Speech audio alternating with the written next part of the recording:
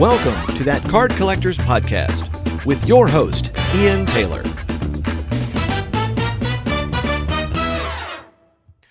Can I make it through this episode without coughing my lungs up?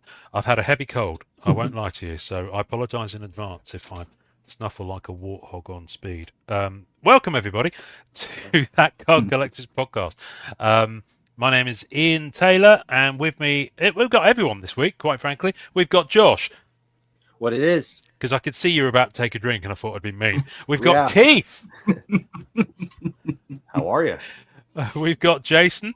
Hello. I see. I gave Wesley time to have a drink, so Nice. Stuck it in there. Week. Yeah, and we've got Wesley. Heyo. Wesley's looking fine. So it's gonna be one of those weeks, isn't it? Yeah, it is. Right. Okay. We are here, duty bound. Yes. As the ethos of this podcast has always been to help you, the collector, make informed decisions about your choices in the hobby. Whether you choose to listen to any of the advice on this podcast is entirely up to you. Chances are you're watching someone with far greater reach and numbers than us. But hey, we don't care.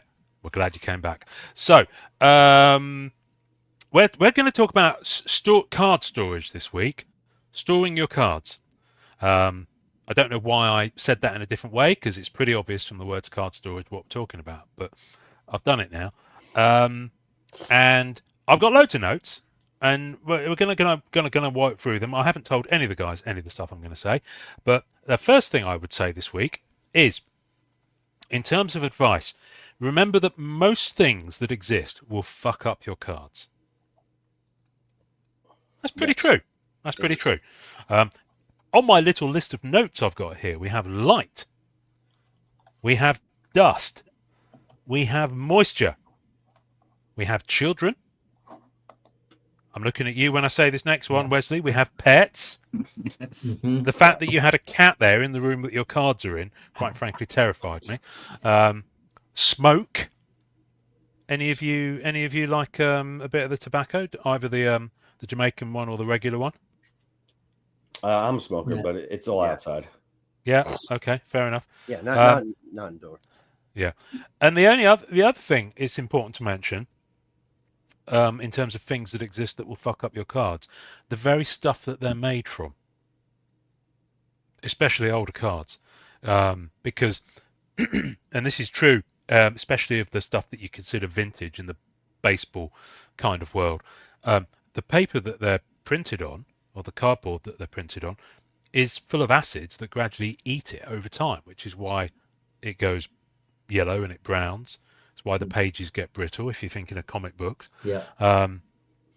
So, there's a lot out there that will damage your precious, my precious. So there is a very thriving industry that exists that don't make cards, but they make products to protect your cards from all of the above. Chances are, in fact, I can see some of them behind you right now. I was just thinking, even some of those can damage your cards if you're not careful. Exactly. With the process. Exactly. Great yes. point. So and that's exactly what we're going to come on to. So I'm hoping that this episode will be one that people can come back to down the road and be a good kind of resource into the options that are currently, as we record in September 2025, available to you, the collector, to store your cards. Before I go any further, the one thing I will say is that on that last point, actually, acid-free products are essential, because you can go cheap and get cheap stuff, but you've no guarantee that it's going to be free from acids in the material that it's made of, which could further compound, long-term storage damage to your cards. So most of the big players that make card products, though, have got that nailed. It's acid-free, so you're going to be there. But if you do go down the lower cost route, then in some cases you will get what you pay for. What are the I've jotted down 3 things here in terms of challenges that collectors have with card storage materials. But before I go to that list, what would you say, just in a word, your biggest challenges are in terms of card storage? Organization. It was the first thing that popped into my head. Space. If I pull it's one on my list. Yeah, and it around, like it's not good. Yeah, space I've got on there. What are the other two commodities that you might be short of to actually get this done? Money. Supplies. A lot of it's expensive. Mm-hmm. Yeah, money and time as well. Time. Yeah. So Right. yeah, so I've written down, the biggest three challenges I have certainly are space, time, and money. Because all of a sudden you can find yourself with, well, let's talk about the most common storage method that I think we're all experiencing based on the chat that we had last night. Piles of cards on most surfaces. Would that be right? If you look around you now, what are you seeing? Describe it to me. Yeah, I got Few piles. Where's he going to show yeah, us? there's Oh, there you go. piles. Yeah, so I got a few piles. Yeah. Oh boy. Well, at least they're ordered piles. It doesn't look like it's all about to collapse It's if just you that pull out the card. bottom one like Jenga. But yeah, It's just- No, since January, I've had pile over on my second desk next to me and in my living room on my coffee table, just not even piles, more of a mound of cards and boxes to store stuff. Just terrible. I would get bogged down trying to organize them. And that's why I finally, maybe last weekend or 2 weekends ago, finally kind of gave up trying to organize stuff, got stuff in organized enough boxes, and they're in that closet behind me, stored neatly, no more piles anywhere. Is it organized? Am I going to be able to find something that comes to my memory? Probably not. It'll create a new mound or pile, but yeah. I did feel good about not having coming in and seeing just a mound of stuff everywhere. okay, that's the third time you said the word Just mound, do it, Ian. and Just every do it. time, every one of you, they're all giggling away here, and I'm watching them thinking they've gone there, and I haven't for once. Honestly, in the middle of that sentence, Jason, when you said I just looked at the mound the other day, and I honestly thought you were going to say took them outside, covered them in petrol, and took a match to them. I thought you were going to go that extreme with it. So the fact that they're all still within your house is a bonus. But yeah, I mean, seriously, there have been times I've been looking around and I've actually started to. I've got a box of cards to go to the Goodwill down the road because I haven't got enough space. I can't sort stuff because I've got too much stuff that I don't need. And at some point, you've just got to offload it, and whether that's give it away or, try and sell it. I mean, that's a nice problem to have, I guess. First world problems and all that. Yeah. Yeah. Well, one factor that really kind of plays in is if there's sets that you like to browse through, it's tough to, other than putting them in binders, it's tough to go other routes and keep them protected. Some of these stackable BCW deals where you can put almost a whole set and stack another cube on top of it. They're nice, but they're not very well protected in there. Some of them don't fit the card if they're in a top loader and stuff. So you have to have a penny sleeve set. And if it's not the best or most efficient way to flip through. And so sometimes you're stuck through, in binder world, and binder world can stack up real fast. Binder world can get very, very scary. I mean, the one thing I will say is we're not going to go into the area. Well, I hadn't planned to anyway. I mean, maybe we will. I wasn't planning to talk about card display today necessarily. That's the Because other that's a hardware. whole other. Yeah. Well, that's a whole other beast as well. And that's money too. It is. It's also very, very subjective. As is all of this stuff. What you choose. The route that Wesley chooses to go will probably be very different to the one that Keith chooses to go.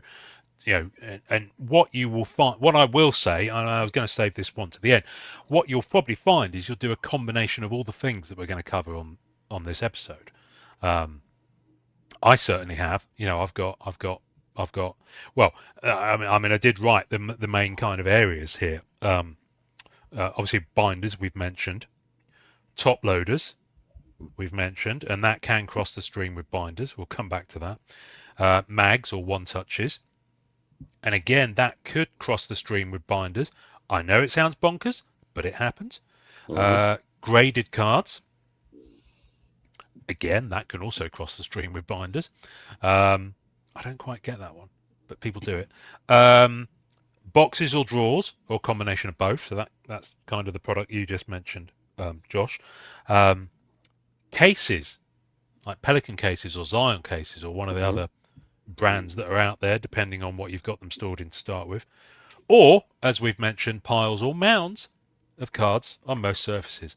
Mound is such a good word. Keith, why are you the one that's giggling away whenever that word comes up? Because I'm waiting. No. Hold on. You were the first to giggle, so I'm waiting for what's going to come out, and it hasn't yet. No.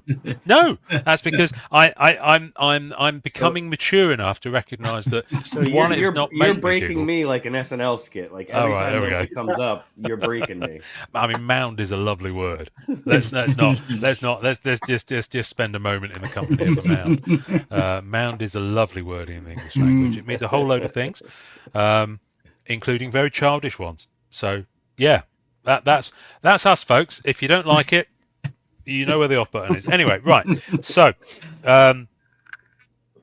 let's talk about binders first. So Wesley, what were you doing last weekend? I was actually taking a chance at building my own binder tower or binder shelf. So yeah, I've got a bunch of binders, and I'm in the middle of talking about the environment. Everything, all the collectibles that I own are in my basement, which is probably a really bad idea. If there's ever a flood or anything like that, everything would just be gone. So in transitioning everything upstairs to a room, I thought I would start with a binder shelf, like almost like a paper divider shelf. I've been trying to look for them online, and I found ones, but then if you find the perfect one, it's $500 and you don't want to spend it. So in my brain, I thought I would just try to build one, and it's worked out pretty well. It's the first one is always going to have it's like a first draft of what you're writing. It's going to be a little messy, but and I thought I would just have a whole wall of different, maybe a binder shelf. And then I've also been working on, I've got a 3D printer, and I've 3D printed some like holders that you could put cards in, and then. Oh, no. But now I'm worried that you said they acid free. I wonder what kind of chemicals are in some of these 3D printing materials. Well, if you've got them top loaded and sleeved, I think you're okay with a barrier into whatever you're okay if you're sleeved, especially if it's more of a short-term thing. Yeah. But honestly, with the cost of, if you're going to go the route with that kind of drawer box thing that you just showed, you probably, the cost of actually buying something made like that isn't going to be too much different to the cost of the materials for the 3D printing. But it's a nice idea. But on the binders, now the thing with binders is a lot of sets, not so much recently from Upper Deck, but certainly in the 90s, certainly in the noughties, and every single Rittenhouse set that's ever come out has had a binder that belongs to that set. But have you ever had a collection where you've seen all the binders, like from all the different sets next to each other? Have any of you ever gone that deep where you've had that? No. Because let me tell you, they don't match in terms of height.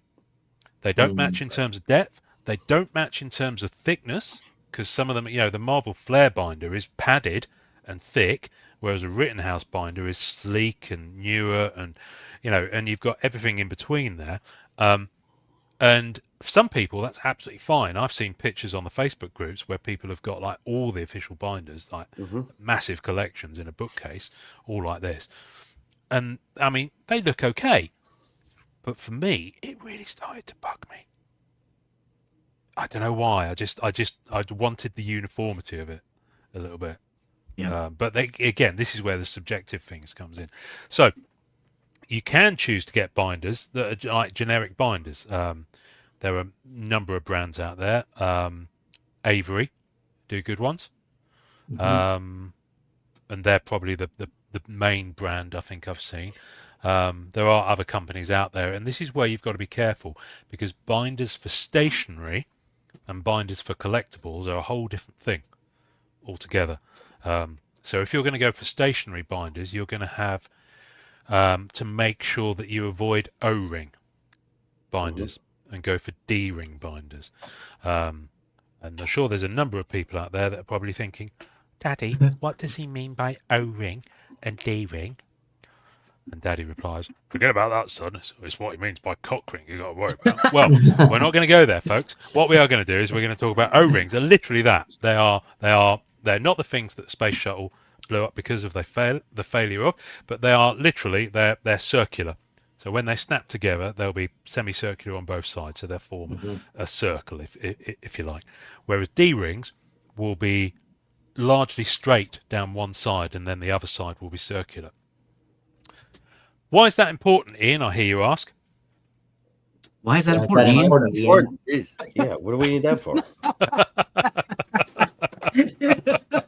This is wonderful. This is going so well. Dear. Right. The reason that's important, thank you for asking, by the way, everybody. The reason that's important is because when you've got pages, the pages that you slide the cards into a binder, if it's an O-ring, then they all they're all around that circle, if you like, and they don't sit flat on top of each other. And depending on how big that circle is and how big the binder is, the ones at the bottom will start to bend. And so will the cards that are nearest to the rings. So always go with a D-ring binder, because your pages will lie flat on top of each other, uniform and joyous. The second bit of advice I would give you if you're thinking of choosing a binder is don't go too thick. I was waiting for someone to make a smutty comment then. That's what she said. There we go. Thank you very much. Right. Don't go too thick. That's what she said. Now we can't get through it. I'm not going to get through this. We're going to be like 2 hours, and I'm still going to be talking about binders at this rate. That's what she said. Don't go too thick. Come on, stop it now. Steve Carell will appear in the mirror behind you if you say it 3 times. Because the pages will sag. So if you've got a binder, especially if you store it vertically and it's more than 1.5 inches, you will find that the weight of the cards in the pages will mean that when you hold the binder, you'll see the pages just appear below the bottom edge of the binder, which means that it's sagging down. Now, if you've got a really thick binder and it's sagging loads, some people talk about the Fleer Ultra. Oh God, Keith. Some people talk about the Fleer Ultra X-Men sets, the really thick premium ones, and they talk about buying 3.5, 4-inch thick binders, and I'm like, wow, because the weight of that many cards at 80, 100 point thickness means that the pages just go like this, which means that when you've got them on the shelf, you've got pressure on the bottom of the cards if you're storing them vertically, but also those bottom cards nearest to the ring, even if you've got a D-ring binder, will push back against the ring, and cards can be damaged. I've had a couple of sets where I've learnt this the hard way, and when you take out that, if you think of a 9-pocket page and you look at it, 1, 2, 3, 4, 5, 6, card number 7, the left-hand edge of card number 7 will have a little indentation in it. In a 3 or 4 ring binder, especially in a 3-ring binder. Or Wesley, what you've been doing, I noticed, you've built your binder tower to store them horizontally. Mm-hmm. Yeah, that's I was starting having that problem where they were bending. I have an actually a 3-inch and a 4-inch for the Marvel Platinum set, and they're so thick, and when you set it sideways, like you said, it's a mess. So you got to be doing it, setting it up vertically, horizontally is seems like the way to go. So that's the way that I've been. I feel like, and it's a good way to, if you can label them and you see them all in there, it's a good way that you can showcase them a little bit too. It is. And the other good thing about horizontal is everyone's the same height line down. Anyway, so when you've got your binders, the other thing that impacts on binders is dust, especially if you store them vertical. So what a lot of people have started doing, it hasn't taken off as much as I thought it would actually. Well, it kind of has, but it's skipped a step. A few years ago, I started using slipcase binders. So binders that actually come with a slipcase, which protects them from the dust on the top, especially if you're storing them vertically, and obviously protects them from light as well. And I started getting mine from a coin collecting firm. Yep. And they were D-ring. They were 1.5 inches wide, and they were kind of a leather effect slipcase and binder, and they were gorgeous. And I've still got, a lot of my sets in those to this day, because you can stand them up, not too heavy. The slipcase at the bottom does support the pages, should you have a heavy set in there, or if it's maxed out. And you're limited by the width of the slipcase. You can't overfill the binder past, you can't have it so that it splays out like that. So they're pretty cool. I do like those. But one of the other things with binders now is a lot of people are starting to use zip up binder albums that either have the pages already in there. This is what you use, Jason. Yeah, I just a couple weeks ago bought two. There's zip up binders that are for top loaders. Oh yes, top loader binders. Yeah, top loader binder, and they're pretty big. Yeah, it's good That's size. chunky. Did you guys hear that? No, but we Okay, can sorry. see that you've got your cat in your arms. She just pushed the button. Sorry. Oh, did she? Okay. But anyway, I like for the top loader binder. I'm happy with them so far. Is that the one with the pages that they're stitched in? You can't add your own sleeves or pages. You've just got to go with the ones that are in there. You go with the ones that are in there. Yeah. Yeah. Okay. Because you can get both types. Most of them come. I mean, I like the idea of them, but my frustration with them is most of those come from the TCG side of the market, so they've got black backing on them. So if you want to see the back of the card, you're shit out of luck, basically. And you can get them that hold top loaders, like the one you showed, and some that just have the card in a penny sleeve. And a lot of them are side loading as well. Yeah, they're side loaded. Yeah. So, I like that. I like the side load. Yeah. Yeah, I do too. There's one. They also sorry, make Lucy. a one-touch binder, correct? For one touches that slide into a sleeve. I've seen it. You can get those, yeah. You can also Okay. get them for booster packs, which I was looking at the other day, actually. I was looking at one from a Pokemon store that had a zip-up binder. The pages were fixed into it, and it was for booster packs. And I'm very... Apart from the fact that this particular store had them really expensive, and I've not seen them anywhere else, I'm very tempted to pick some up because I like to keep wrappers from sets.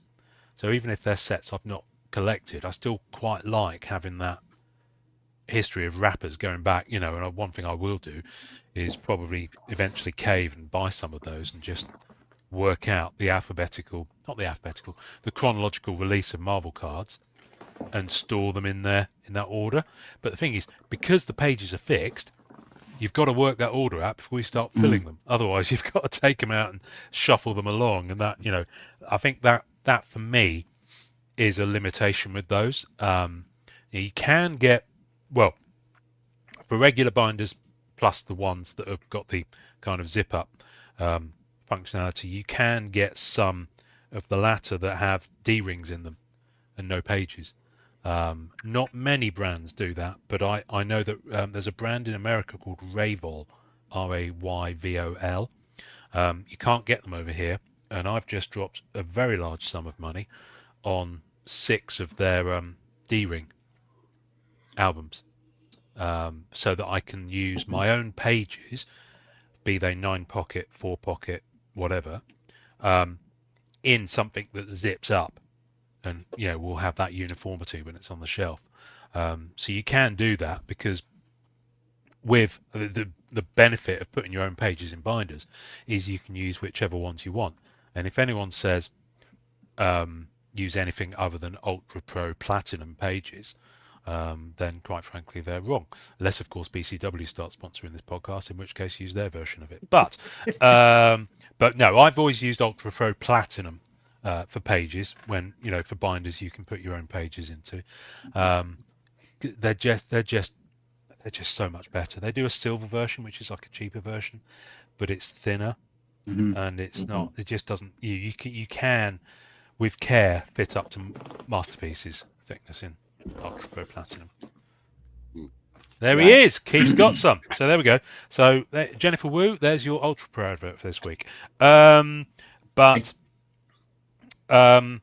going to say too, there's Rabel does make. Did you see that they do make the top loader binders that have the back, like you can see the back of the card? Oh, so it's clear. They're clear pages. Clear. Yeah, it's the only one that I found that has the front and then the back where you could see. Right. Too. Yeah. But you said it's hard for you to get them, but it's really hard. And to be honest with you, those I think they're out of stock of a lot of that. Are they? Yeah. But the what I like is Ultra Pro. I'm specifically going to talk about that because I haven't yet tried the BCW version of it. There are other brands available, but the Ultra Pro and BCW are the two main ones. They do 4 pocket pages. They do 4 pocket pages, but with a little flap at the top as well to stop dust going into the pocket.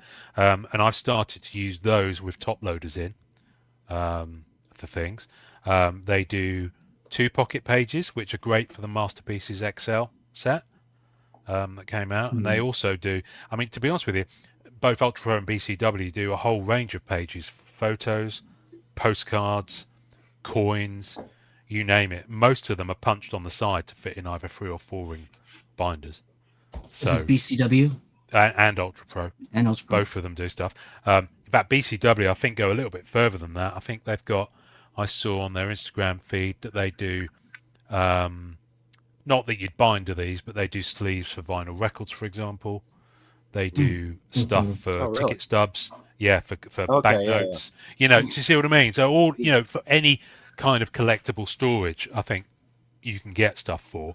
And obviously Ultra Pro and BCW are the ones that we think of most, maybe because they're within the trading card space, but there are a whole load of less known manufacturers on the coin side of things, like coin binders and coin pages, and they have all the same kind of safeguards in terms of acid free and UV protection and things like that you would expect. It's just a different collectible vertical. So it's always good to look at that sort of thing. I found some wonderful kind of storage stuff, especially from the coin and photography side, because I've had to do that because the more, the cleverer trading card stuff, I have a harder time getting in the UK. But yeah, no, those zip binders, I'm really starting to lean towards those. Just for ease and being able to zip it up and know that it's protected. You don't have to worry about. You haven't got that need for a slipcase over the binder because it's got its own kind of border. The only thing with them is that they go 4 wide, 5 deep, and they get a bit big, like that one you held up, Jason. Yeah, this one is that one is got all my rainbows I've done. And so that one filled up pretty quick. These hold, I think, 288 cards. I mean, that was the size of like an artist book almost. Yeah. Yes. So. And I saw you wince when you picked it up with one arm as well. Yeah. So. Well, that's my right hand. I'm left-handed, so right's a little bit weaker. Well, you want to send it to Keith so he can use it for some of his physio. This is the one that I've got like autos and sketches in. It's not as filled up as the rainbow one. It's a little more manageable. What brand is that? It is. So I did a shot on Amazon. It's a crazy name. I think I bought it. Dackit. So it's D a space and then DACCKIT. Oh, okay. I've not heard of that one at all. I've got a couple of those too, but they were it's cool. it's nice. I mean, it's nice quality material and everything. I just down the rabbit hole of looking for top loader binders and whatever on Amazon. This kind of came up. So there are so many out there. That's the thing. Yeah, and there's one thing I've noticed. Carry on. Go ahead. No, that's a challenge too for me with storage. Is once you make a commitment to how you want to store something, and then suddenly something else comes along, and you're like, "Oh, I like that better," and you've already bought 18 binders of this style and have it sorted a certain way, and now it's like, a time, like you talked about time earlier. God, when you talk about going back and redoing something, right? F that. Yeah, you got to commit to something. I'll leave them on the desk. I've had great success with these with Invicta. They do they do all the Marvel cases and stuff like that. Oh, okay. No, that's cool. They've got everything from Cap to the Hulk. They got a Doctor Doom case, and they make them in for the Invicta watch company. They make them in 6-rack, 12-rack, and then like a 24-rack. So you can get one that's a suitcase, and it's waterproof. It's all weather stripped. They're dive rated. Obviously, we're not going to take them diving, but they're dive rated to like shallow depth because they're diving watch cases. They're all over eBay. Very cost effective. They're not that expensive. That was going to be my first question. When it comes to they go within themselves. So the small one that is this size has foam inside it. You can take the foam plates out so it can hold any size cards, whether they're one touched, whether they're top loaded, whatever it is. You can pull the foam sections out like Legos, if you will, and get it however you will. And then they go up in size to the larger one, which the red one would fit inside. And then it goes up one more time from that. This was more of like a suitcase or a briefcase rather. And then they've got a suitcase, which I have one of those as well. And all your other cases will fit into that one. That one has wheels on the bottom. So for something like a convention, if you're going to be doing some trading, and you're worried about, sometimes when you travel, there's weather, anything like that. This is, thank goodness, a couple times for storing them that way, because you can adjust them to really hold. You can hold binders inside of them. Yep. Throw it down, clamp it. Your binders and everything in it are waterproof, are, really well protected, and they're easy to travel with. Josh, have you seen the ones that Harbor Freight has? No, as a matter of fact, it's literally same deal. Probably a lot cheaper. And they go on sale all the time. I don't have my headphones in now, but it's the same basic idea. You got the phone that you can pull out. Right. Yeah. That's interesting. Yeah. Wow. Yeah. So I'm cases sure it's rated and all that stuff, but I mean, I think it's made to be like a gun case or something like that. Yeah. Right. Yeah. They're Well, the good first quality. thought I had when Josh held up that Invicta one. Is that what it's called? Yeah, First of all, they're all Invicta. the larger one looked like the kind of prop you would see in a movie where someone's got a portable nuclear weapon they're about to detonate in downtown Washington or something the like nuclear that. football. Yeah, basically it looked like that. But no, I saw so much of that at the National. I was actually quite intrigued by it. Virtually everyone there had some size of case. Some of them had them on wheels. Most of them had cases that were like big, massive briefcases that you'd expect them to be handcuffed to their wrist. In fact, a couple of people did have them handcuffed to their wrist. I don't know if they had Tom Brady's lungs in there or something, but anyway. But they, the interesting thing was the cases is a whole big thing in itself. So I've only got one case, and that's for graded cards. And I went with a brand called Zion, and they're a pretty high end. I've seen that case, and so many people had those at the National. Some of them were just like little lunch boxes that just hold maybe 2 rows, maybe 20 graded cards, But the one I've got is a 4-row job, and it'll hold maybe up to 200 graded, maybe. I think it's a Wow. pretty chunky thing. I haven't got it full yet, and it's pretty heavy. So you know, you got to think Right. about, you know, now that's my long-term storage for graded cards, simply because it's the thing that protects them best. Now, would I ever kind of have them out on display? Possibly, but that goes into the realms of rooms with daylight versus rooms in a basement that don't have natural light.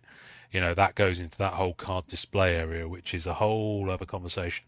It's why I don't have much here, because I've got a window up there. So Yeah. whatever I put on the walls in here will, over time, be affected by the light coming in 365 days of the year from that window, unless, of course, I have some sort of blackout thing going on. Yeah. Which I could do. So, you know, going back to your basement thing, Wesley, that's the upside about having a room like that, is that, you know, in theory, you might not have much sunlight, because sunlight Right.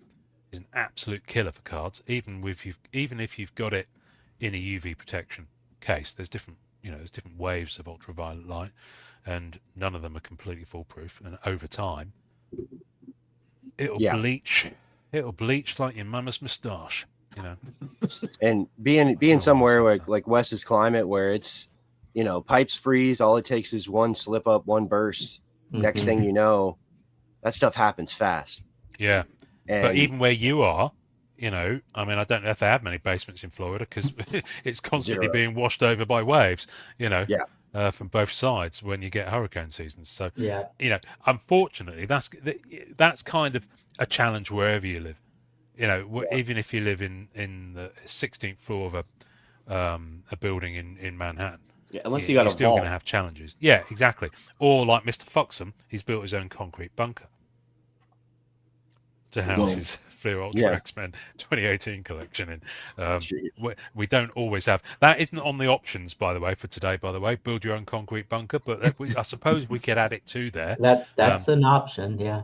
Seriously, some of the money some of these guys have been spending on cards recently, It's like yeah. Build a bunker. I mean, what are you going to put in it? Baked beans and bottled water, or trading cards?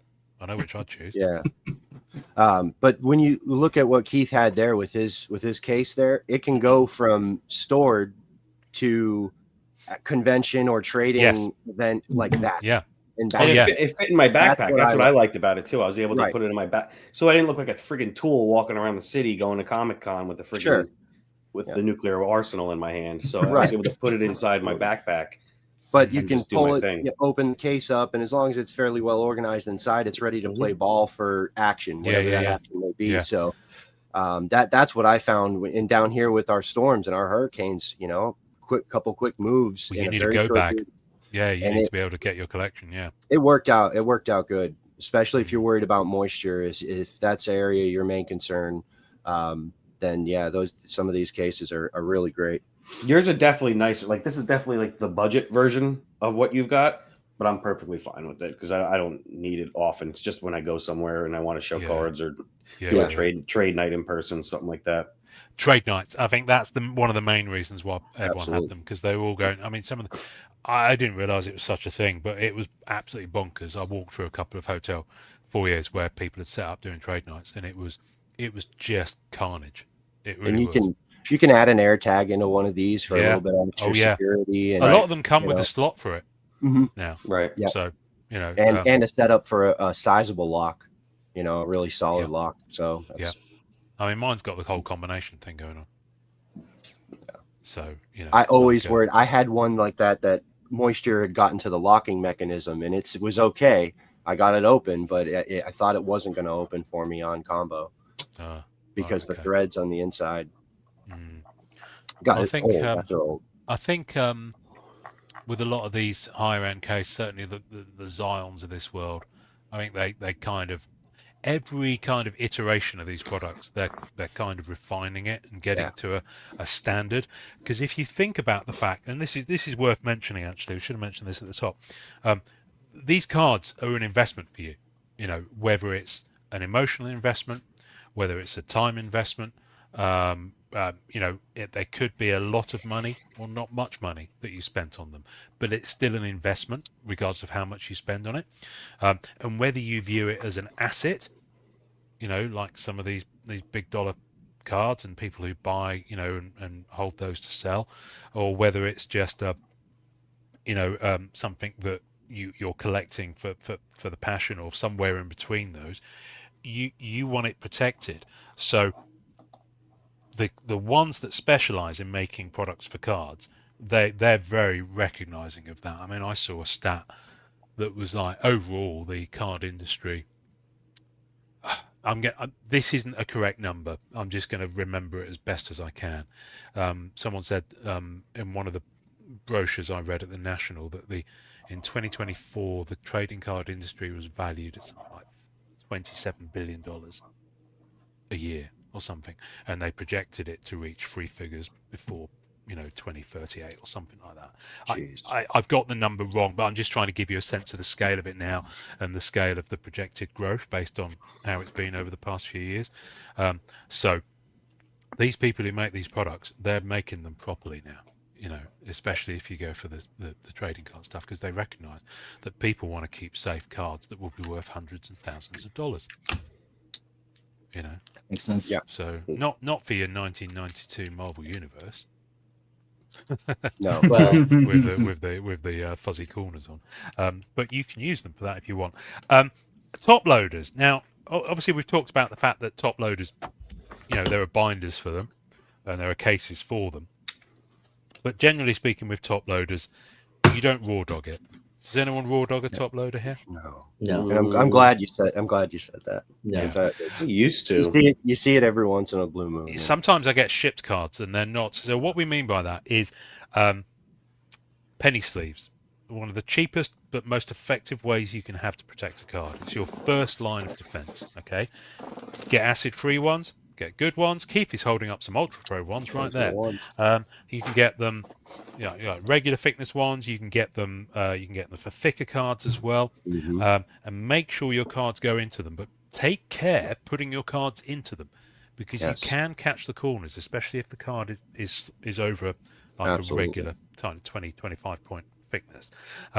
What a lot of people do, and I've even seen some manufacturers start to make them like this, is that you get a proper clean blade and you just gently nick the top corner of one end of the penny sleeve, so that you can just slide the card in, and then on one side it won't have to find its way into the pocket. It will just slide in because you've just slit just a couple of millimeters at the top of one edge.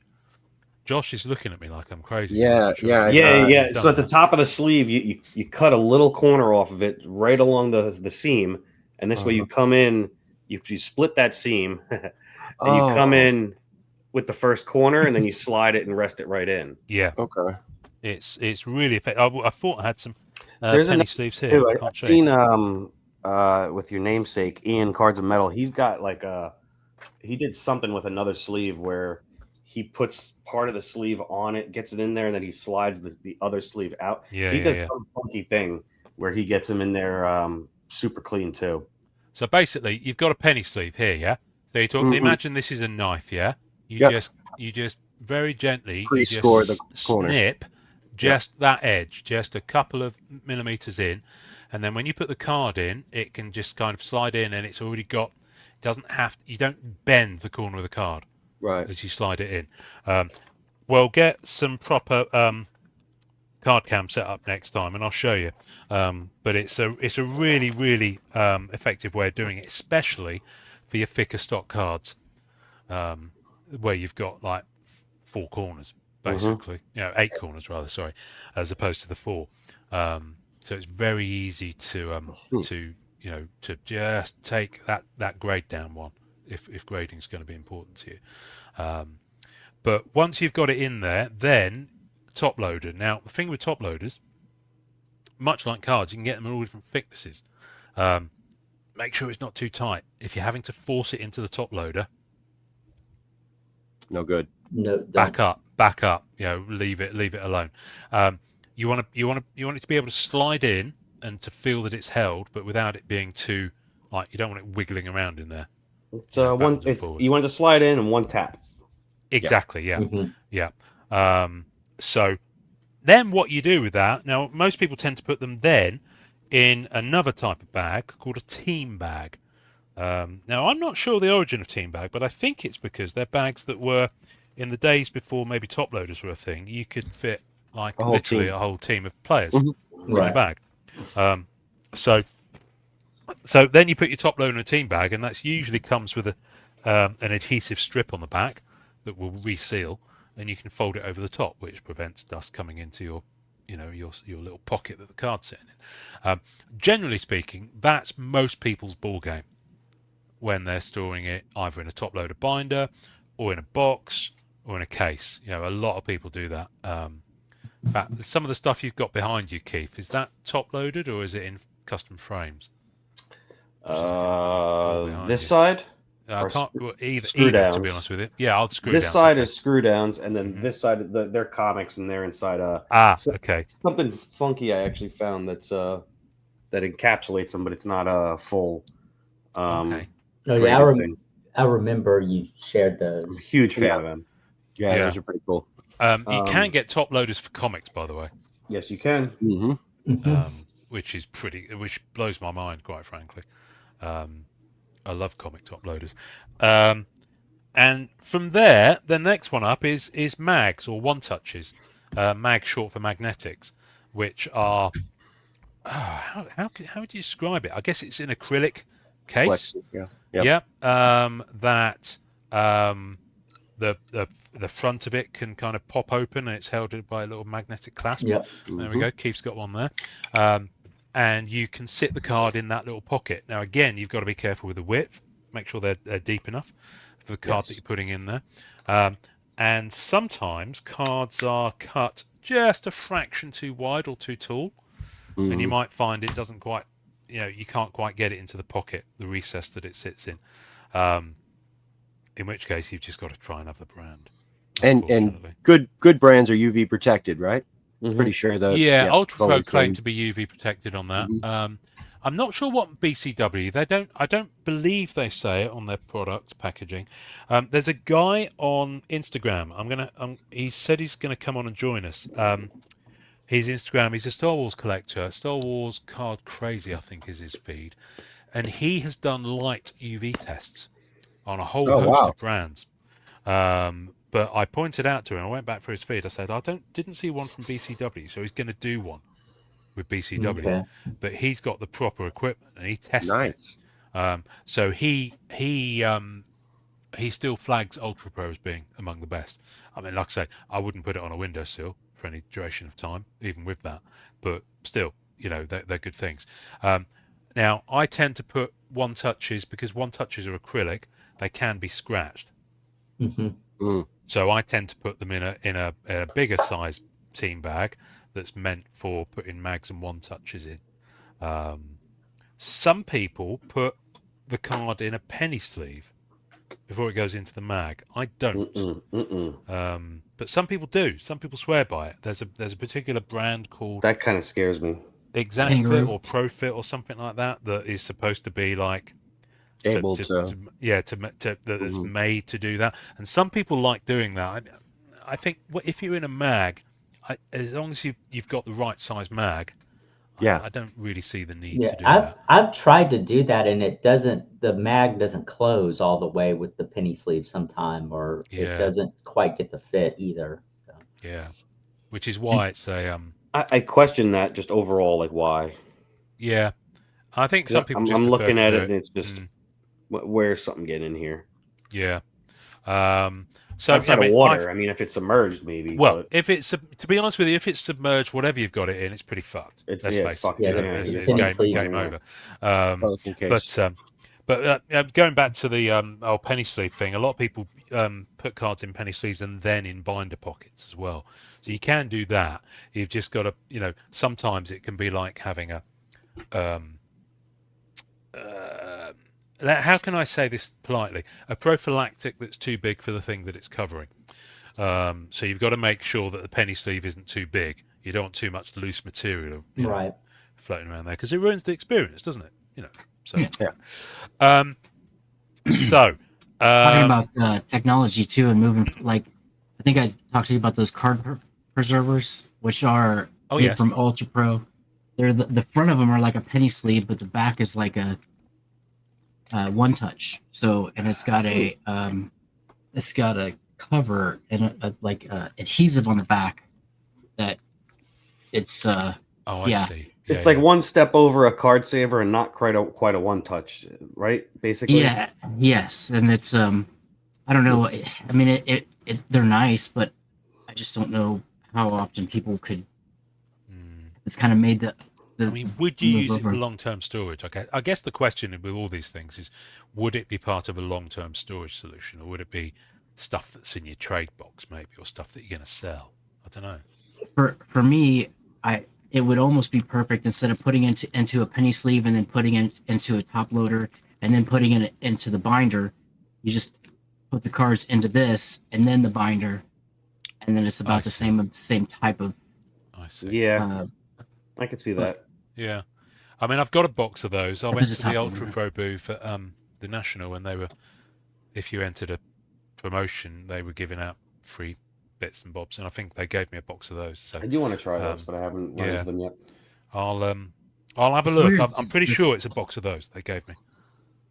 I don't know if they've kind of found their spot in the hobby yet, but I think there's probably is a use for them somewhere because they're pretty neat. I think I'd rather get something shipped in that. Like, I hate card savers. I hate them. Oh, I can't stand them at all. Yeah. Which is why they're not on my list, actually. But let's talk about card savers just quickly. Card savers are meant as they're kind of a flexible plastic pocket, is the best I can phrase it. And I think they're kind of made in a way that you don't have to put a penny sleeve in them. Although I don't like them at all. I think people use them to send cards in for grading. Yes, Mhm. I think you The have main to. use. Yeah, you have to. I don't think you can put them in top loaders to grade. Oh, Yeah, they have to be in one of those. If you go through an LCS, they're going to take them out and explain to you, hey, we're going to have to remove these and put these in separately. It's the preferred way of accepting from PSA. okay.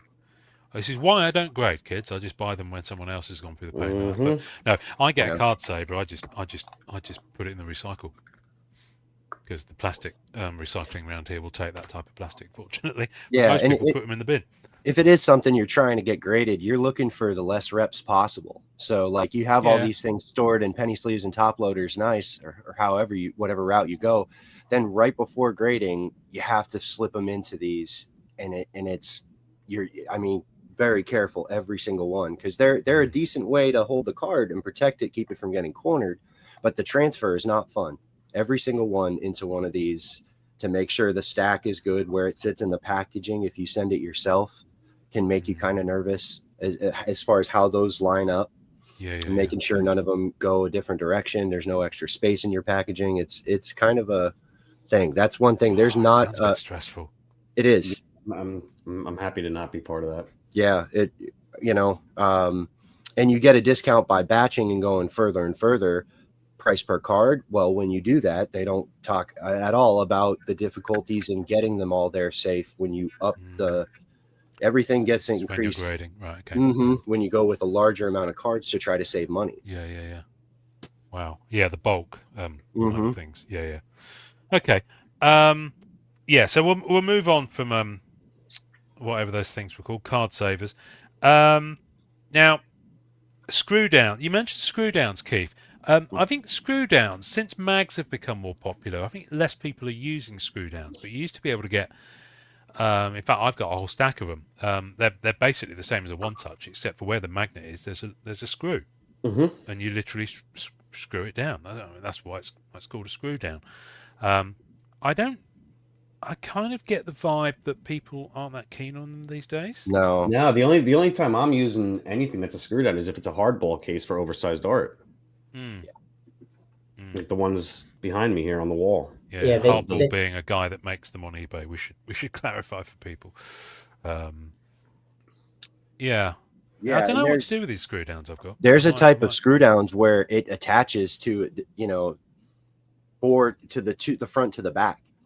and the cavity on the back piece is really difficult to make sure that the card is seated in there properly. When you put the top on and you go to put the 4 screws in, there's a high chance of when it's or more even than your one breath, screw. Yeah. anything pushes it out of that cavity, then you're compressing it down with the screws, and it's. And I They're think not- that's the other thing with screw downs. That's right. I think it was compression on the card surface. Yeah. Because, you might think, oh, it's nice and snug in there, but you've actually over-tightened the screws by maybe half a turn. Yeah, with the mag there's cases, surface they've damage. really Yeah. perfected the space that should be in between. Yeah, and you know pretty quickly with a mag case if it's if the card thickness is too much. Right. This Oh, one, look at that. This one is really thick and really durable, and it's clear both ways, but there's no cavity whatsoever. So if you're talking about anything beyond a 35 PT, and I have one that's even larger than this in thickness, it's about twice this. Wow. And if you compress it down on anything like I'd say 75 or 100 PT, there's no way you're going to be able to. We're not a machine. We can't feel the tension on the screws like that and there's no way you're not going to compress down an edge or a corner like that. So, or even the whole thing. Right. Yeah. It's interesting. Wow. So what if the screw downs aren't popular or people don't use them anymore? What's the option for like oversized card? Because we've got, the booklet sketches, the 2-panel, the 3-panel, the 4-panel. How would you recommend storing those? Well, they have one touches for all of them too. Oh, they do? Oh, Yeah, okay. they do now. Well, I'm not sure about the 3 and 4. They definitely have for 2 for booklet cards because they're pretty popular in sports. You tend to have fabric swatch booklet cards with an auto on one side and a fabric swatch on the other. I've had a few NFL ones of those, and they're pretty common now. So you can get Like that's an oversized one touch. Yeah, you can also get is that a one touch or top loader? Or top loader, I'm sorry. Yeah, you can get top loaders. You can definitely get for 2 panels. You can get one touches, but I don't know about one touches for more than that. That's an interesting one. I'll have to have a look at that. But as we mentioned hardball, you can get like small homegrown, makers of that stuff. It's just that the bigger brands don't tend to. Think about Marvel Premier. There's not many other trading card. Maybe more so with the printing plate booklets, but even so, that tends to be upper deck. I've not seen that from other manufacturers that I'm aware of. No, and even like there's not many sets that have more than 2 panels. Even Ultra Pro has like a 2-panel kind of case thing, but it's got this split. So it's not made for a uniformed card. It's made for 2 cards to be side by side. Or even, I think I have a 3-panel one over here. BCW makes one identical to that without the dividers. Yeah, that's. Nice. I mean, that's. I've yet to find a use for this. I don't know why the hell I've even fucking bought it. Well, they got. I tell you what, that is good for those is if you've got like a 9-page or a 6 card puzzle or a 3 card, or something that works together, like a triptych from Masterpieces 2007, for example. That would be the exact kind of thing I'd put in one of those to then have on a little stand for display. Yeah. I've seen one that'll hold 9 vertically, and it has the cards will sit exactly right next to each other. There's a small plastic holder which will keep everyone in its spot, but yet nothing disturbing it for the image. I do like it's got a built-in hanger. Yes, they're meant to be. They're made for display. Those things. They're made to be wall-mounted or hung in some way. But the same for graded cards with the mags is that I keep mine in bags. So you can get bigger resealable bags like you can. So you've got your team bags, you've got your one-touch bags, and then you've got your graded card bags. And there's different ones of those depending on whether it's PSA, whether it's Beckett, because they're all different sizes. And then you can get frames and stands for all this stuff, but that ventures into that card display territory. If you're thinking about storage, you've got to think about all the things we mentioned at the top: light and UV, dust, whether it's upright or laid flat, whether you want it uniform, whether you're happy with it being a variation of things that you're looking at in a bookcase, the width of the binder. is obviously a key thing as well with the D rings. But I guess the one thing with all of this, and we kind of talked about them almost at the top, is drawer storage. Sorting them in drawers. Now, some people can keep them in boxes as well. You know, those you can get card boxes that you put together yourself that are acid free. You can get them from Ultra Pro. You can get them from BCW. There are other brands as well, and you can put those together, and they'll hold either just cards in penny sleeves, or they'll hold cards in top loaders, or they'll hold mags, or they'll hold graded cards. The only thing with those is that then you end up with stacking loads of boxes on top of one another. Mhm. What if it's not labelled and you don't know which box it's all in? They're all white, they all look the same, and all of a sudden you're like, where's that card? And half an hour later you're digging through, which, Jason, it sounds to me like that box that you put everything in the closet there. It's like, if you wanted to actually find something, so one of the things I've seen happening a lot lately is what are they called? Oh my god, the name has escaped me. I'm staring at it and I can't think of what the hell it's called. Yeah. Oh, it's really annoying. I'm looking. I've turned around 6 times and I don't remember what the fuck. I'm just gonna. Sorry, it's so annoying. Right. So you know Ghostbusters, yeah? Here we go. Card catalog. They're called card catalog. Right. So at the beginning, and card catalog is not a new thing. So the reason I say Ghostbusters, you know, at the beginning of Ghostbusters, they're in the basement of the library and they're going around, and there's those cabinets with the little pull-out drawers with index cards in. That's a card catalog. That's what they're called. Okay. So fast forward to now, Ultra Pro have made their own plastic one that stacks with plastic drawers that you can pull out. BCW had cardboard versions of it. For a while, which I like the look of, and they're not individual drawers, but you can put, I think, 400 or 200 count boxes in the little slots. But it's kind of like a little house, basically, for you to put your boxes of cards in. But BCW have recently kind of seen what Ultra are doing again and gone, hold my beer, and they've brought out one that has like slots in the drawers for you to put dividers in. And they're stackable, and you can put them on top of one another. And I think the thing is with the Ultra ones, I think they're designed to fit into the Kallax cubes that I've got over here. And they stack like a motherfucker too. And they stack as well. And they are, you know, whichever brand you go for, they're a whole different beast. Are you still uploading video, or should I fuck off and not grab this thing? Hey, what? Who? Sorry, what? Are you still uploading video, or should I fuck off and not even grab this thing and show it? You can go and grab it and show it, but no one will see it right now because this will be audio initially. So well, they can Google it. But if you want to get it, show us. You're more than welcome to. I don't mind what you do. It sounds to me like you need the physio. But that's a whole other thing. Don't hurt your shoulder. Don't hurt yourself. Yeah, careful. Now, right. Okay, so what you've got there is a card storage bin. Yes. That's different. It's not a drawer unit thing because the lid comes off, yeah? So your access to it is from the top. Correct. So if you've got those stacked, game over because you've got to lift them all off. So it's just the same as cardboard. Heavy. Yeah? But the next kind of gen, if you like, are card catalogs. And they're literally the drawers that you can pull out, and you can take them all the way out. So I can I can take a drawer out and carry it in here and have stuff to show you in.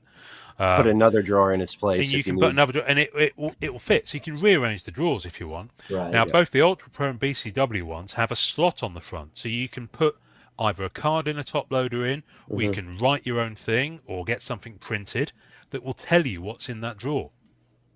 You can even handwrite on an index card if it's the right size and slot it in there. And it's, I mean, for me, I'm kind of, my setup at the moment, I'm using the Ultra Pro ones because the BCW ones only came out very recently and I can't get them in the UK. And also, the Ultra Pro ones cost me best part of $300 for the ones I've got. I'm not going to ditch those and then buy BC. I can't do that. I'm not going to suddenly drop it out. So I've got those, and I tend to keep my autos in there. I keep my MCU autos in mags, so they're in there, in kind of there. They stand up and sit quite nicely. and any of the kind of nicer, any of the MCU relics, I'm doing those in top loaders in team bags, so you can mix the two in the card catalog. That was my next question. Are they universal? Yeah, they don't hold graded. The drawers aren't tall enough, but that's fine. Me and you don't do that, so we're good. Yeah, but I can see why, because if you had them tall enough to have a graded card in, it'd look a bit silly if you just had top loaders in there. You'd have wasted vertical space. So whereas a mag isn't too much taller than a top loader when all's said and done, so it works well for those. They don't work so well if the cards are just in penny sleeves. You kind of have to have them top loaded, because especially if the draw's not full. They can tilt and stuff like that. I love them, and I've been finding a combination of those in a cabinet that I've got, and binders, both slipcase and open binders, because some of the branded binders I've got aren't Marvel. I do want to keep them in there because they're they're part of the look of it, like Lost or James Bond or whatever the IP may be. Especially if it's a Rittenhouse binder, they're pretty good. So I keep that in a cabinet with closable doors, which eliminates a lot of that dust problem. So if you've got an open shelf, then you're probably going to want something where the cards are completely sealed. But if you've got a cabinet where you can shut the doors, even better. Sure. And then you're getting into the realms of buying something like that or getting it made bespoke. And people do, people do buy. Get stuff made bespoke. While we're talking, I've been looking at the BCW website, and I see the catalog they've got here, and it looks really nice. It's $118.99 for one. Yeah, they're not cheap. And $124 for a graded. Yeah, they're not cheap, but they do look really nice. I'm going to share my screen actually. Let's have a look at one. Viewers, you can have a look at one, or listeners rather, sorry. That's embarrassing. Go and Google it. But we are looking at the BCW website. And there it is. So it's a pretty sexy thing made from strong acid-free plastic. So when the first note on there is that it's acid-free, you know how important that is. Makes it feel good right away. Kind of a watermark thing. Drawers hold about 700 loose sports or 1150 loose gaming cards. Drawers are wide enough to hold sleeve cards, top loaders, and mags. Includes 6 clear card partitions, and you can buy those as a separate thing if you need to get more. They're stackable. Use slip guard strips to give your cards better footing. So I can only imagine that's something that goes along the bottom. It's a piece of rubber or like a felt kind of that goes in the bottom. Yeah. So I mean, you can get the gist of it. And what's something like this? Pretty sexy, but I mean, it's an investment. Mm-hmm. But it allows you to store your cards effectively and be able to go back and pick stuff up and make changes very quick. And if you stack, if you don't have good access, you're going to lose track of where things are and how there's no way you can remember that over a long period of time, and it's going to get mixed up. And this thing comes assembled because it looks like you could take it apart. Yes, modular. Does it? But then it's made stackable. Sure. It's got to come assembled because orders of 4 or more on a pallet. Like what? Yeah. It must be. I'm not sure what that is there. I know when I was collecting comics, they've got BCW's got the hard short and long boxes that are same kind of plastic material, and I had to assemble those myself. They come in a couple of weeks, and you have to put them together. So here's the thing. This is why BCW. So Ultra Pro came out with their 6 drawers a few years ago, but they don't have these grooves here for you to put dividers in to hold different things, and that's where I think BCW have got have obviously been watching this and thought, okay, well, what doesn't it have? And it's very interesting. I mean, I don't get me wrong, I love the Ultra ones, but I think the BCW ones are definitely an upgrade. But they are double the cost. That's what I paid for the Ultra ones. I found a little hack for people that don't have as much money is you could buy these little shoe see the shoe holders? See if you guys can see that right there. Okay. The shoe holder. Okay. things that you get. That's great. Kind of holds, but I think that was $39.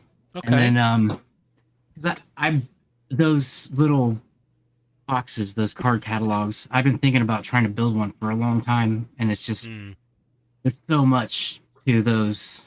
So yeah, I saw those one day and just trying to fit different things into it, and thought that might. Yeah, it's a step up, but it's still not going to cover the dust, keep it from the dust and stuff like stuff like that, and probably have the greatest long. And that's the thing with the card catalog; they're obviously not completely sealed.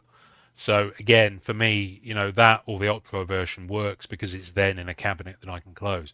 So all of this, whatever you choose, chances are you'll probably have more than one of these things in play. Like me, I've got my binders, and then for stuff that I don't want, I've got the big cardboard boxes with multiple rows in, where I can all the base cards and all the stuff and boxes I've opened that I'm not collecting go into those until I figure out what to do with them.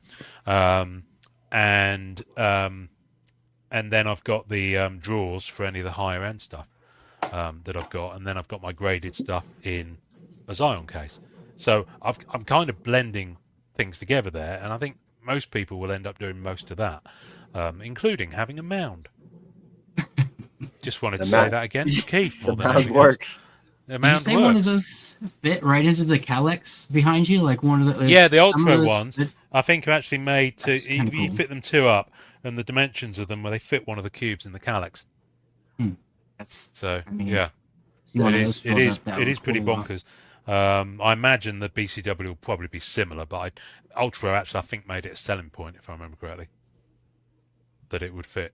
Two of them, one on top of the other, would fill a cube in a Calyx.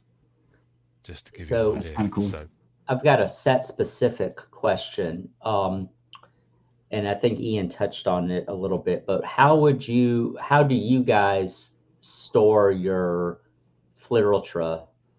And I'm talking about the modern that are the thicker cardstock. How do y'all store those? Because I've got mine in a binder right now, but I'm not happy with that necessarily. But how do y'all store your Fleer Ultra sets? What size is that? Is that 35 or is it 100? Oh, they're more like 100. They're 100. Yeah, at least 100. Yeah, if not more. Yeah. Oh, I think I'm an asshole, and I've got my masterpieces in a binder. Yeah, well, I do as well. But then Fleer Ultra and masterpieces. Yeah. Well, but Fleer Ultra is a much bigger beast. I mean, the thing with Fleer Ultra is it's going to be multiple binders. If you're trying to do it in one binder, you're going to fuck up your cards. Yeah, mine's are in two. Yeah. My Spider-Man's in two. But this is one of the reasons why I stopped set collecting, because it's not really feasible. I think I've kept a couple of the insert sets from Fleer Ultra Spider-Man, and I've got a couple of insert sets from most of the other Fleer Ultras, but the whole thing, it's just, it's ridiculous. Yeah. And you definitely want to be storing them flat. Yeah. I've got them flat, but I've got them in two binders. But it's basically the base set, which includes like all the original art stuff. So the team ups, the legacy, the milestones, Deadpool across the world or America or whatever. You're looking at about 160 cards there, easily. Yeah, and then the metal.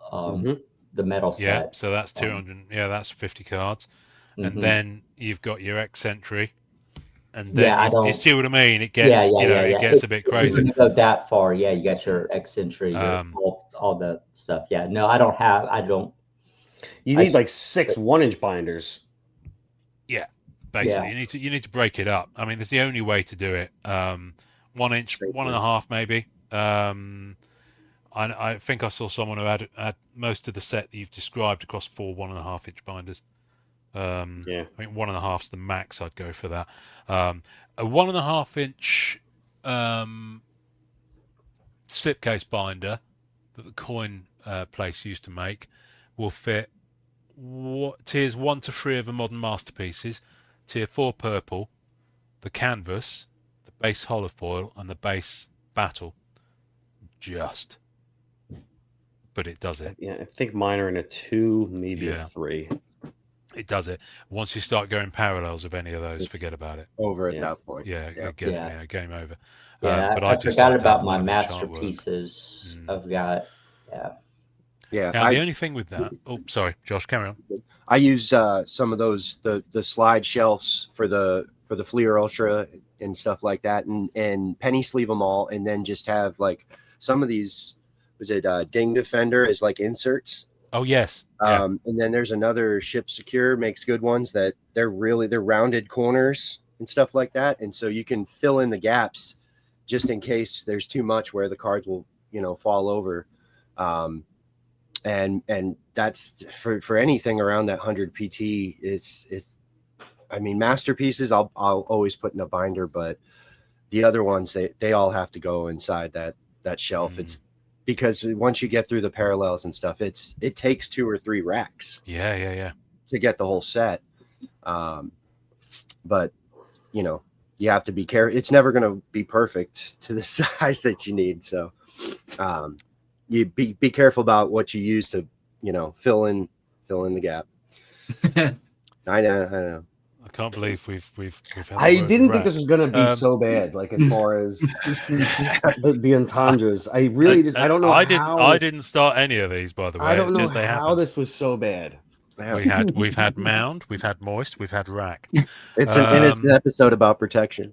It is an episode about protection. Yes, It we've is, talked about yeah. prophylactics. So can I just say hashtag sorry, not sorry at the kind of wrapping up part of this episode.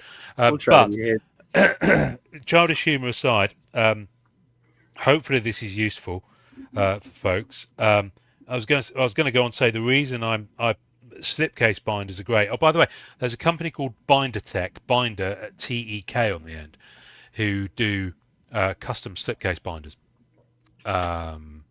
So yeah, check them out. They're really good. US that is. My guy in the UK that I was getting those padded slipcase binders from, the coin guy, my collection's got to go a whole different route now because the company that made the material that covers them went bankrupt. So we can't get any more. So that's the only danger about going with a smaller source, that's not a big company, is that if they go out of business or if they stop making that product. Yeah, your SOL. I mean, I guess your SOL for BCW if they stop making the card catalogue, but I can't see them doing that. They've clearly invested significantly in developing that product, and they're promoting it heavily. So, but it's not cheap. Like I said, I mean, I've just dropped best part of $300 on 6 Revol binders, D-ring zip-up ones, because there's no point in me ordering just one, because they have to come from Amazon in the US. So, really? And I've got so many thicker binders, I just need to be able to swap them out. And because I can put my own pages in those, job done. Zip up on the shelf. So, it's actually going to give me more shelf space. What size are they? I can't remember now. They're fit on a shelf. I think they're about 36 centimeters tall, 35, 36. In fact, 35.2. I know that because I measured it yesterday. But the thing is, I'll be able to fit stuff in there. It'll be out of the way, and then the thicker binders that I've got the stuff in that don't have slipcases, I can bin those off. So I'll actually have more shelf space. So again, it comes down to space. I'm limiting myself by what will go into this massive big-ass cabinet I've got where I can shut the drawers. So I've only got a certain amount of shelf space in there, so I want to maximise it. So yeah, especially because I keep acquiring more cards. Oh yeah. That's the other thing is, some of these storage methods we're spending almost as much as we are on the cards. Maybe not quite, but but at the same time, we're going with what we've got to store what we have, but we're adding more cards as we go along. Some of us that maybe have poor spending habits. Yeah. But it's a never-ending cycle. It is. Yeah. It is. And you're cutting your cloth with what you've got now and thinking, okay, Right. I need this, and this for storage. And then by the time you've got that sorted, oh shit, I've acquired like 500 more cards since then. So keep that in mind when you're planning your storage and your card protection, that there's a high degree of likelihood that you're going to be adding to your collection. So plan for future addition. Absolutely. It's like, it's like buying a people carrier after the second date. I mean, I spend so much time in the display world coming up with a perfect design, and then next thing you know, another pair or an achievement card comes out, and you're just like, Yep.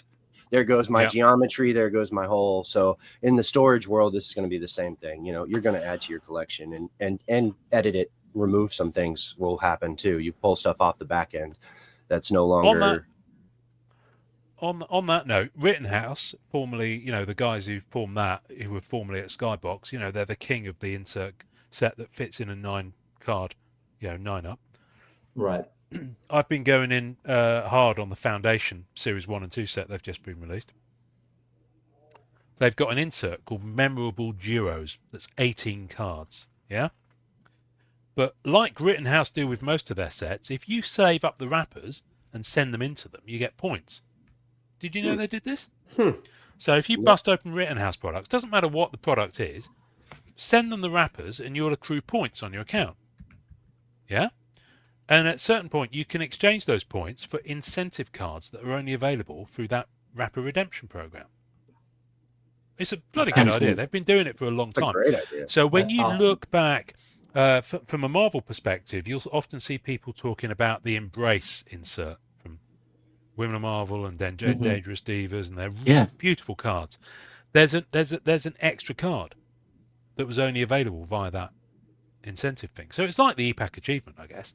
I like. Do you know what card it is? Is it the Wolverine? You'll see it on there. I just thought I saw one not too long ago that I haven't seen There's a before. couple of them. There's one for each set. Go on to the Jeff Allen's House of Checklists. It'll be listed there. But Foundation, Memorable Duos, 1 to 18, lovely, 2 9-card pages.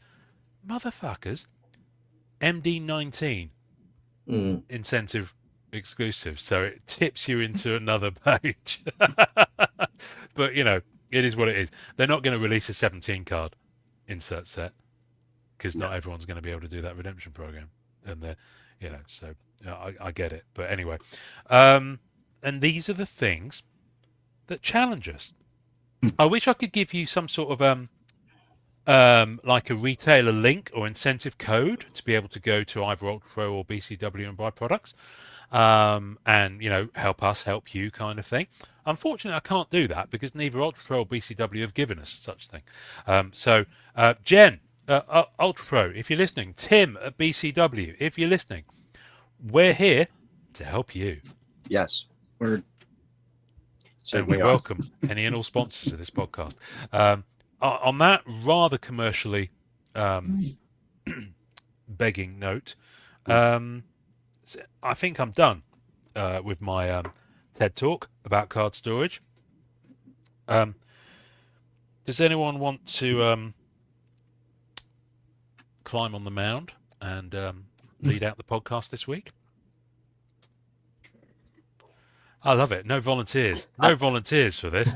I'm going to choose. I feel like it's got to be Jason. Yeah, that's why I didn't. Yeah, I'm not shy to speak up, but it's Jason's mound. All right, Jason. Hey, Clearly. Hey, thanks for listening and enjoy your mound. I mean, collecting. You should have put the word rack in there.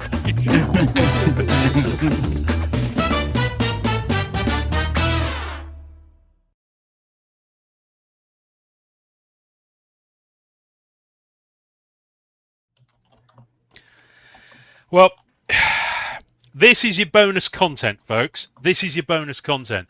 The one thing I had on my list of things to talk about today was never, ever, ever, ever use elastic bands around your card.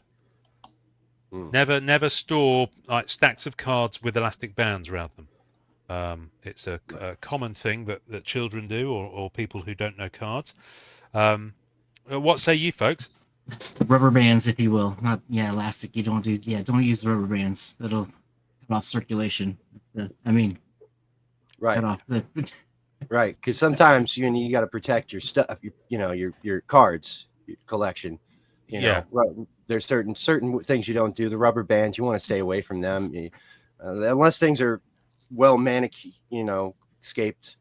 There are some dangers in some of these bands. They can be effective in holding things in places they're supposed to be, which is what we're going for here.